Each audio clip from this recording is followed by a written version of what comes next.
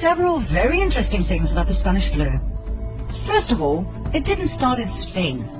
Secondly, it wasn't a flu. There's more, but let's start with these two, shall we? If it didn't start in Spain, then where did it? In the US. If it wasn't a flu virus, what was it? It was a bacteria that caused severe and in most cases lethal pneumonia. According to a 2008 National Institute of Health paper, bacterial pneumonia was the killer in a minimum of 92.7% of the autopsies reviewed. So why do we call it the Spanish flu? As a decoy, a smokescreen to hide the truth. These people prefer to hear a convenient lie.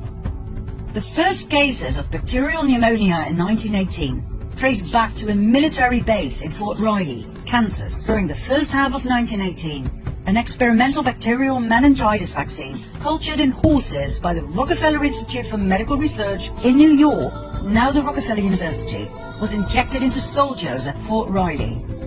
The so-called Spanish flu was a vaccine experiment gone horribly wrong. Well, that's what we, the people, would say. The cabal would refer to it differently. They would call it an experiment with the best outcome ever.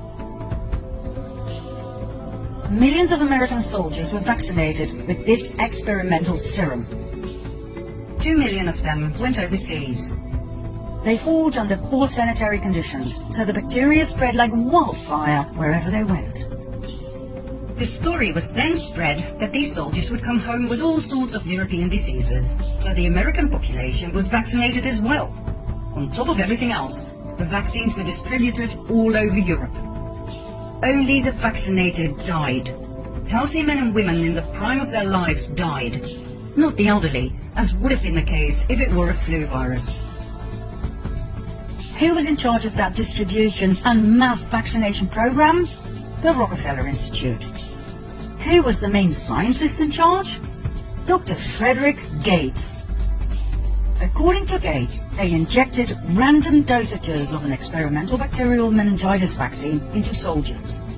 Those who survived became flowered adults, meaning they spread the bacteria to others, even the non-vaccinated.